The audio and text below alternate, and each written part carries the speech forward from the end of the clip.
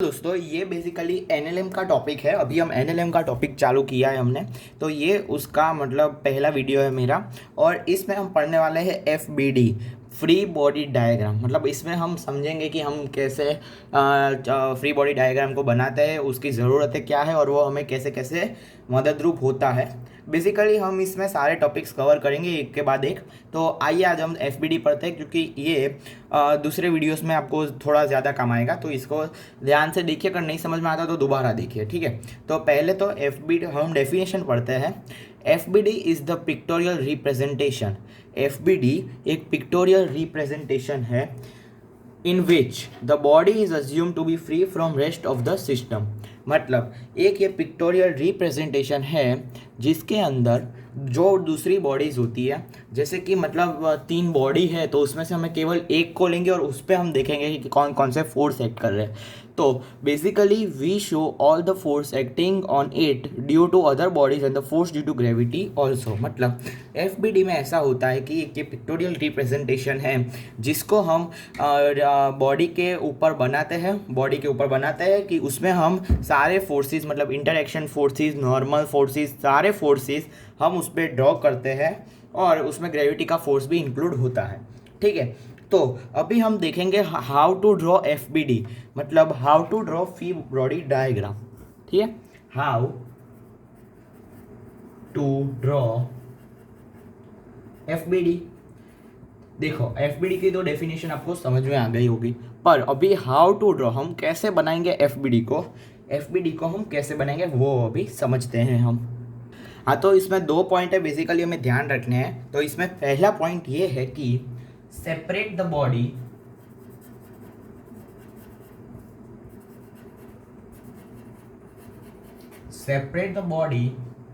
Under consideration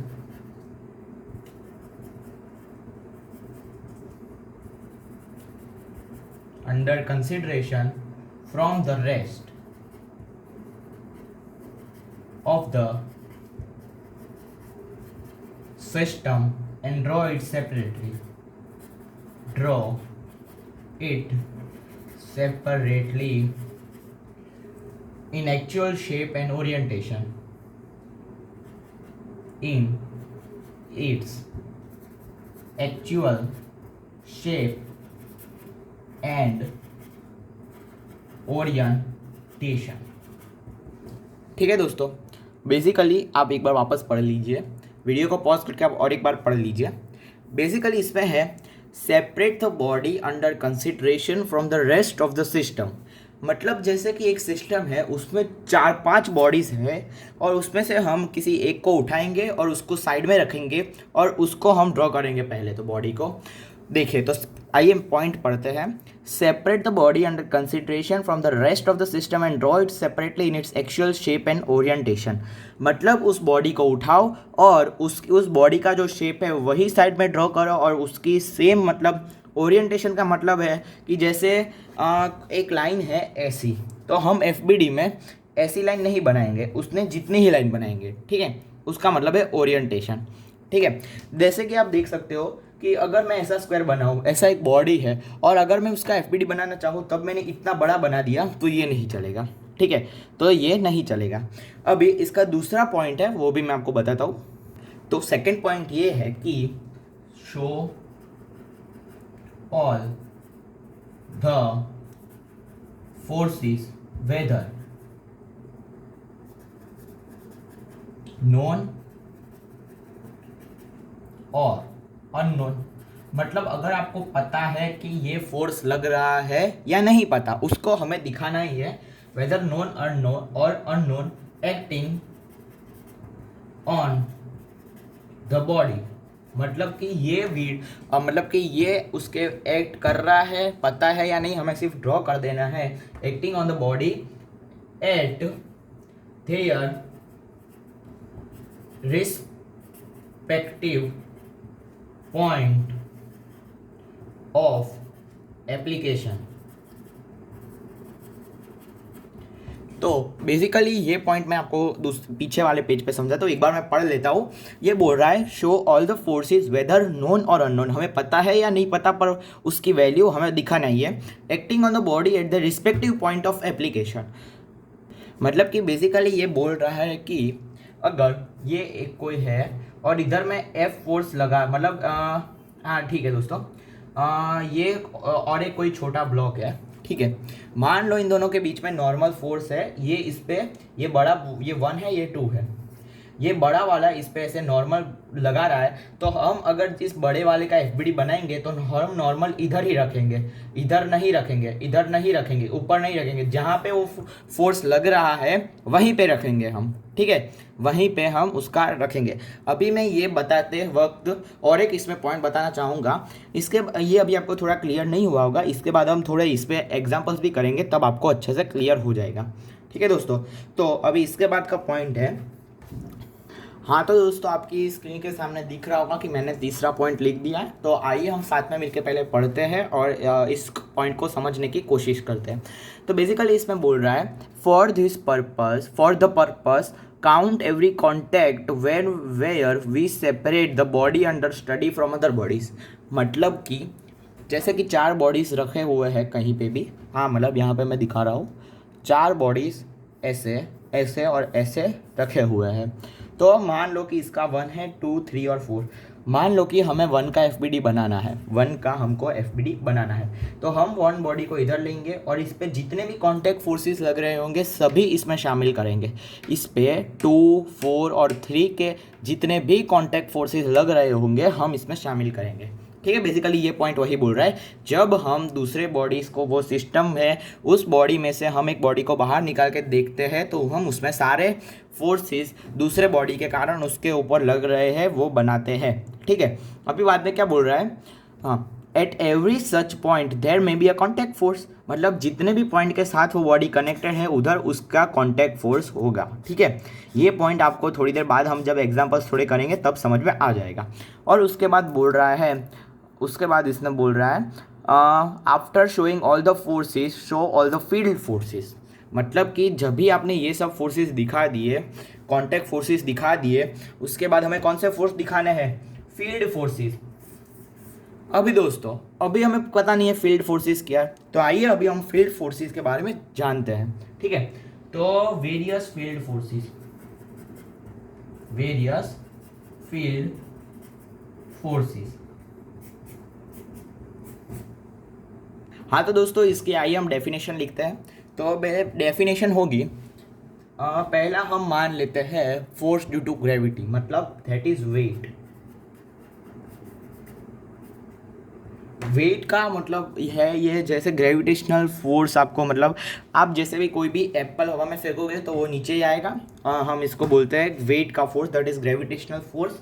तो इसकी हम डेफिनेशन लिखें तो हम डेफिनेशन में लिखेंगे the gravitational pull from the earth, the gravitational pull from the earth, the gravitational pull from the earth acts on every particle of the body, hence it is a disturbed force. मतलब कि हर एक particle जो है, मतलब वो gravitational force जो होता है वो हर एक पार्टिकल के ऐड करता है, इसका मतलब ये हुआ कि ये एक डिस्टर्ब्ड फोर्स है, ये एक क्या है, डिस्टर्ब्ड फोर्स है, ठीक है। और इसकी दूसरी हम और एक भी लिख सकते हैं, the net gravitational pull of the earth, the net gravitational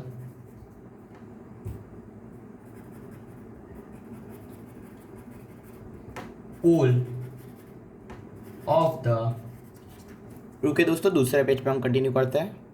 हाँ तो दोस्तों सेंटेंस था हमारा, the net gravitational pull of the earth,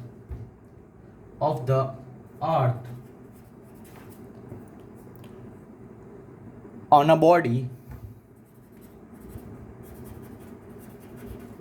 may be considered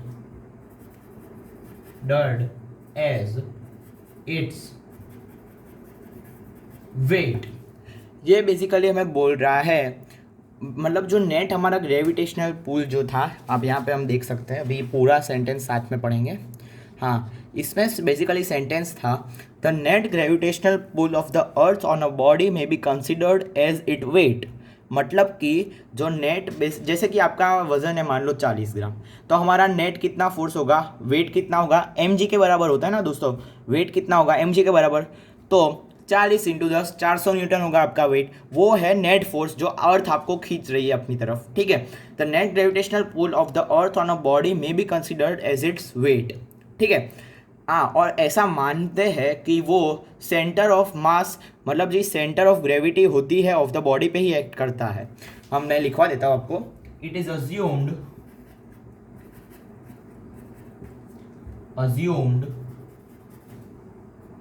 it is assumed to act on the center of gravity of body। मतलब कि ये जो centre होता है उस बॉडी का, उस पे ही ये एक्ट करता है, ऐसा हम मानते हैं। ये मतलब हमें मानना है, इसका कोई वैसे कुछ पर्टिकुलर रीज़न नहीं है। अभी मैं बताऊंगा कि हम इस वेट को FBD में कैसे शो करेंगे। जैसे कि अगर ये आपके पास ब्लॉक है तो इस पे आप वेट का FBD कैसे बनाओगे, तो इस पे हम दो तरीके होते हैं वेट का FBD बनाने का। पहला तरीका, आप इसके सेंटर ऑफ मास पे हो और नीचे लग रहा है W, ठीक है, ये हो गया पहला तरीका, ये हो गया इसका FBD, ठीक है। और दूसरा तरीका होता है इसका, ऊपर से हम बनाएं, ऊपर से सेंटर ऑफ मास तक। ये दोनों तरीके दोस्तों सही है, सिर्फ हमें याद रखना है कि ये दोनों की जो लेंथ होगी, ये भी लेंथ हेल होगी और ये भी लेंथ हेल होगी, क्योंकि हमेशा है ना हम इसमें ऐसा मानते हैं कि ये फोर्स ऐसे लग रहा है और ये ऐसा लग रहा है, ठीक है। एक ब्लॉक है, मान लो उस पर इतना फोर्स लग रहा है, ये सेम ब्लॉक है और इस पर इतना फोर्स लग रहा है, तो ज़्यादा फोर्स किसके लगेगा, हम डायग्राम को देख के बता सकते हैं, इस पर ज़्यादा फोर्स लगेगा, क्योंकि इसकी देखो आप ऐसे देखो तो ये बड़ी है लाइन, मतलब मैग्नीट्यूड इसका ज़्यादा होगा ऑफकोर्स, ठीक है दोस्तों। तो याद रखना दोनों की लेंथ सेम होगी। और हाँ दोस्तों, एक इम्पॉर्टेंट पॉइंट ये है कि हमें मानना है इसमें कि हम है ना सिर्फ यूनिफॉर्म बॉडी की बात करेंगे। यूनिफॉर्म बॉडी बोले तो यूनिफॉर्म बॉडी में ऐसा होगा कि उसका वेट उसके ज्योमेट्रिकल सेंटर पे ही होगा। मतलब कि मैं ऐसा सेंटेंस बोल रहा हूँ, वो मैं लिख नहीं रहा हूँ, सेंटेंस ये, we discuss only uniform bodies, मतलब we discuss about only uniform bodies and assume their weight to act on their geometrical centre. मतलब कि हम उसका वेट जो है ऐसा मानते हैं कि उसके ज्योमेट्रिकल सेंटर पे ही होता है, ये अज्यूम करना है, ठीक है दोस्तों। तो अभी हम पढ़ेंगे कॉन्टैक्ट फोर्सेस के बारे में। ये हमने पढ़ा फील्ड फोर्सेस के बारे में, अभी हम पढ़ेंगे कॉन्टैक्ट फोर्सेस के बारे में। हाँ तो दोस्तों हम लिख देता हूँ कॉन्टैक्ट फोर्सेस। इसमें दो तीन है कॉन्टैक्ट फोर्सेस। फील्ड फोर्सेस का बस एक ही था, ये ग्रेविटी वाला, वही इंपॉर्टेंट है, दूसरे हम नहीं पढ़ते क्योंकि वो हमारे सिलेबस में नहीं है, ठीक है। तो मैंने सिर्फ ग्रेविटी वाला आपको बताया। और अभी हम पढ़ेंगे कॉन्टैक्ट फोर्सेस। इसके दो तीन टाइप है, जैसे कि पहला है tension force on off strings, मतलब कि टेंशन फोर्स ऑन स्ट्रिंग्स, ये हम पढ़ने वाले हैं अभी, ठीक है दोस्तों। मैं इसकी डेफिनेशन लिख के आपके साथ वापस आता हूँ। हाँ तो दोस्तों अभी हम समझने की कोशिश करें तो बेसिकली मैंने लिख लिया है, तो अभी हम समझते हैं। चलिए, अ स्ट्रिंग और a similar flexible connecting links as a thread और अ चेन एक्सेट्रा, मतलब कि स्ट्रिंग जैसा, रस्सी जैसा और कुछ भी जो ऐसे फ्लेक्सिबल हो वो वे और a chain etcetera we use to transmit a force, मतलब हम उसके द्वारा फोर्स को ट्रांसमिट करते हैं। जैसे कि आप सबको पता होगा पुली हम बेसिकली सभी जगह यूज़ करते हैं, बहुत सारी जगह पे यूज़ करते हैं, पर एक बेसिक एग्जांपल है जब हम वेल होती है जिसमें पानी भरा होता है, वेल, उसमें से हम जब पानी निकालना होता है हमको, तो हम पुली का इस्तेमाल करते हैं, आप सब ने देखा होगा। तो उसमें हम बेसिकली क्या करते हैं, जो बाल्टी होती है वो एक रस्सी से कनेक्टेड होती है और वो रस्सी पुली के ऊपर जाके हमारे हाथ से कनेक्टेड होती है। तो हम पुली को खींचते हैं तो वो फोर्स उस रस्सी के अंदर ट्रांसमिट होते होते बाल्टी तक जाता है और उसको भी वो ऊपर खींचता है। ठीक है, ऐसा मैं बोलना चाह रहा हूँ कि जैसे हमने खींचा और वो फोर्स स्ट्रिंग में ट्रांसमिट होते होते बाल्टी के जहाँ पे आपने बांधा है उधर तक पहुँचा, तो उधर भी वो सेम फोर्स ही ऊपर लगेगा। हालांकि वो तो एक हाइपोथेटिकल कंसेप्ट हो गया क्योंकि फ्रिक्शन और वो सब भी आ जाता है, तो हम ऐसी ही बात कर रहे हैं। ठीक है दोस्तों, हाँ, तो फिर आइए, due to flexibility a string can be use to pull a body connect to it by applying a force always along the string. मतलब कि हम ये स्टेटमेंट्स बोल रहा है basically, a string can be use to it by applying a force. हाँ, मतलब कि आप किसी ऑब्जेक्ट को कनेक्ट कर दो और आप उस स्ट्रिंग को आपको जिस तरफ ले जाना है उधर आप खींचो तो वो आपकी जो ब्लॉक होगा वो अपने आप मूव करने लगेगा। जैसे कि मैं इधर एक ऊपर एग्जांपल देता हूँ, मतलब लिखा ये ब्लॉक है, इसको मैंने इधर खींचा, तो अगर मैं इधर से मैं इसको खींचना चालू कर दूँ, इस पॉइंट से खींचना चालू कर दूँ, तो ये ब्लॉक भी ऐसे मूव होने लगेगा। तो बेसिकली ये स्टेटमेंट वही बोल रहा है, आप पढ़ लेना वापस। तो अभी हम दूसरे पेज पे आते हैं। तो दूसरे पेज पे ये है कि अकॉर्डिंग टू थर्ड लॉ, अभी ये मैंने एनएलएम के 3 लॉ पढ़ाने का बाकी है, तो इसके बाद वाले लेक्चर में ही मैं ये टॉपिक कवर कर लूँगा, NLM three laws of Newton. ठीक है, उस पर हम पढ़ेंगे थर्ड लॉ के बारे में, तभी मैं आपको ये बताऊँगा। देखो, according to third law the connected body must also apply an equal and opposite force on the string. मतलब कि जैसे कि ये हाँ, पहले पढ़ लेते हैं, बाद में आपको एक साथ समझाता हूँ। विच मेक्स इट स्टॉर्ट, मतलब कि आप जैसे हमने वेल वाला एग्जांपल लिया, बाल्टी वाला, इस साइड से हमने खींचा तो उतना ही फोर्स उधर से ऊपर लगेगा। ठीक है, और बाद में बोल रहे हैं उसी लिए आप जब भी रस्सी को खींचोगे जो बाल्टी से कनेक्टेड होती है वो हमेशा टॉर्ट होती है, बीच में से स्लेक नहीं होती। वैसे तो हाइपोथेटिकल कंसेप्ट है, मतलब वैसे बता रहा, आप ऐसे इमेजिन कर सकते हो कि आप एक से पुली पे साइड में खड़े हो और बाल्टी है तो वो एकदम टॉर्ट स्ट्रिंग होगी, कहीं से भी स्लेक नहीं की हुई होगी। ठीक है, तो बाद में बोला है therefore it is known as tension force T of the string. मतलब हम टेंशन होता है, कोई भी हम टेंशन देखते हैं तो हम उसको टी फोर्स के बराबर, मतलब उसका कुछ नाम दे देते हैं, टी वही होता है, मतलब बेसिकली उसका एक रिप्रेजेंटेशन है। टेंशन फोर्स को हम टी से रिप्रेजेंट करते हैं। तो आइए अभी हम इस ब्लॉक के ऊपर टेंशन ऐसे हम रस्सी लगा देते हैं और यहाँ से इस पॉइंट से हम ऐसे एक इधर खड़ा है बंदा, वो ऐसे खींच रहा है, मतलब कि वो ऐसे खींच रहा है। तो बेसिकली हम इसका एफबीडी बनाना चाहे तो मैं यहाँ पे बनाता हूँ। ये ठीक, हाँ ठीक है। तो फिर एक तो फोर्स होगा, देखो इस पॉइंट पे जहाँ पे उसका हाथ है वहाँ पे वो 2 फोर्सेस लगा रहा होगा, और वो 2 फोर्सेस कौन कौन से होंगे? Force due to hand on the string, मतलब कि उसका जो ये हाथ है वो स्ट्रिंग पे कितना फोर्स लगा रहा होगा, मतलब फोर्स, रुको मैं ये पेन से लिखता हूँ। हाँ, तो ये कौन सा फोर्स होगा? Force due to hand on string, force due to hand on string, ये वो वाला फोर्स हो जाएगा, force due to hand on string. ठीक है, और अभी इसके ऊपर दूसरा भी फोर्स होगा, और वो फोर्स कौन सा होगा? Force due to string on hand, क्योंकि न्यूटन का थर्ड लॉ क्या कहता है? हमेशा एक्शन रिएक्शन पेयर होती है। तो दूसरा फोर्स होगा, जैसे कि एक ऐसे फोर्स होगा और एक ऐसे फोर्स होगा। ठीक है, और इसमें से ये फोर्स हो जाएगा हमारा जो नीचे वाला जो मैंने ड्रॉ किया हो जाएगा force due to string on hand, ये वाला फोर्स हो जाएगा force due to string on hand. ठीक है, force due to string on hand, ये 2 फोर्सेस बेसिकली इसमें लग रहे होंगे। और अभी हम बात करें, ये रस्सी यहाँ से कनेक्टेड है तो यहाँ पे भी 2 फोर्स लग रहे होंगे। वो 2 फोर्स कौन से होंगे?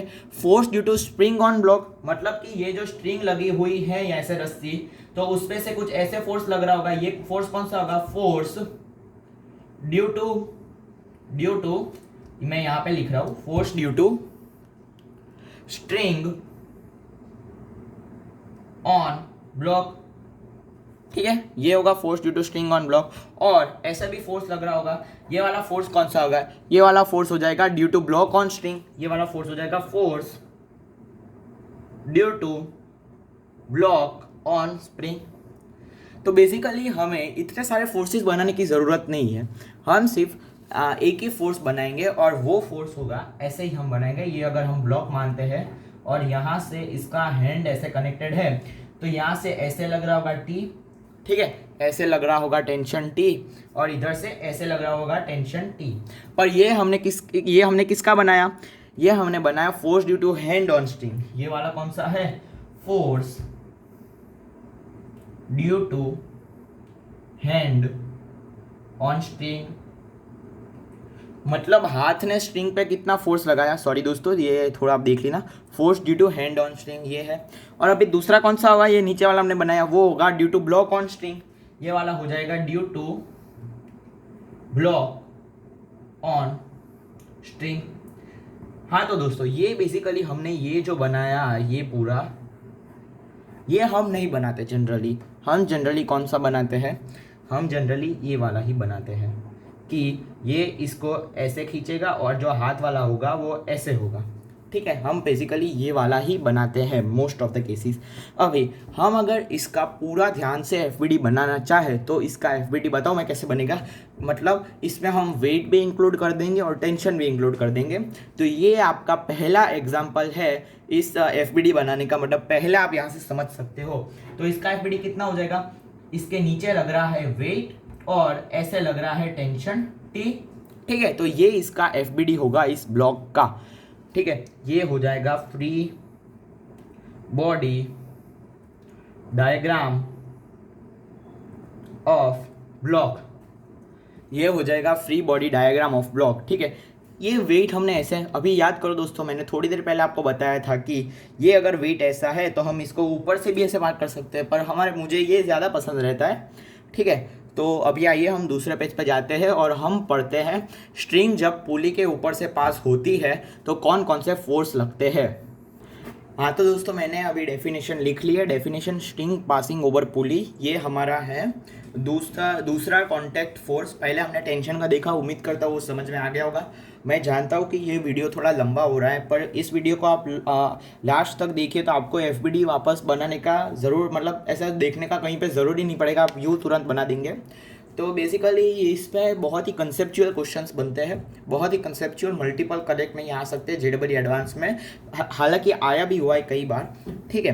तो आइए हम इसकी डेफिनेशन पढ़ते हैं और समझने की कोशिश करते हैं। डेफिनेशन में बोल रहा है कि a pulley is a device consisting of a wheel, मतलब एक पुली है जिसका व्हील से बना हुआ है, which can rotate freely on its axis, मतलब वो जो है वो अपने एक्सिस पे फ्रीली रोटेट कर सकता है, ठीक है। और बाद में a single pulley changes direction of tension force, मतलब कि एक सिंगल पुली होती है, वो मैं आपको लास्ट में इसका एफबीडी बना के भी दिखाऊंगा।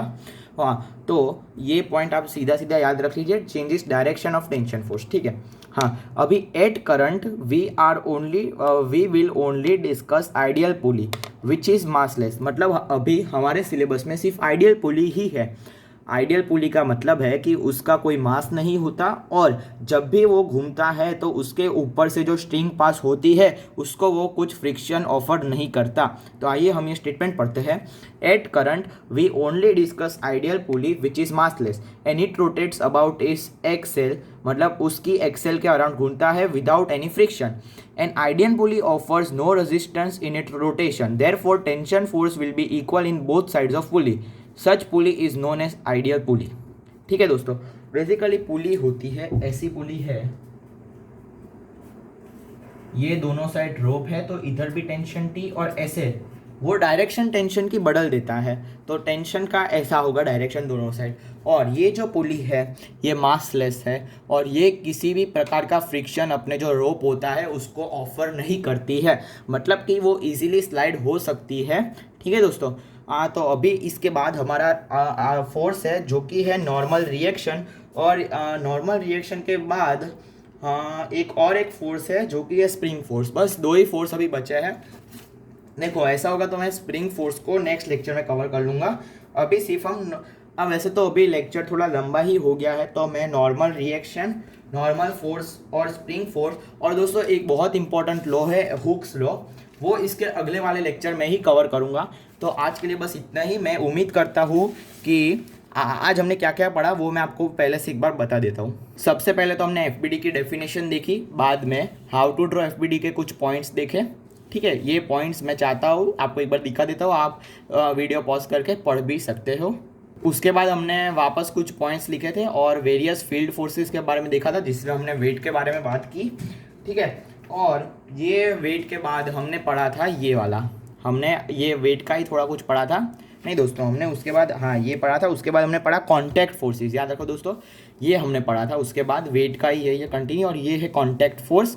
और कॉन्टैक्ट फोर्स में हमने 2 टाइप आज पढ़े, जो कि था एक tension of the string, tension on the string. उम्मीद करता हूँ कि आपको समझ में आया होगा, नहीं आया तो एक बार वापस पढ़ लीजिए, क्योंकि इससे अच्छा आपको कोई समझाएगा नहीं, ठीक है दोस्तों। उसके बाद यही है, ये टेंशन फोर्स की हमने कुछ बातें की थी, और हमने लास्ट में पढ़ा स्ट्रिंग पासिंग ओवर पुलिंग। बस इतना हमने आज के टॉपिक में कवर किया है। इसके बाद वाले लेक्चर में मैं पक्का आपको normal force, normal reaction, spring force और हुक्स लॉ, जो कि बहुत इंपॉर्टेंट लॉ है, उसके बारे में मैं कवर कर लूँगा। तो प्लीज़ प्लीज़ हमारे चैनल को सब्सक्राइब कीजिए और शेयर कीजिए, ठीक है दोस्तों। आपके दोस्तों को भी एफबीडी नहीं आता तो उनको बताइए कि ये वीडियो देखे, तो आपको मतलब अच्छे से समझ में आ जाएगा। थोड़ा लंबा ज़रूर है, पर आपको 25 मिनट देने हैं इसको समझने के लिए, आपको समझ में आ जाएगा, ठीक है दोस्तों। तो मैं इसी के साथ वीडियो को एंड करता हूँ। थैंक यू दोस्तों।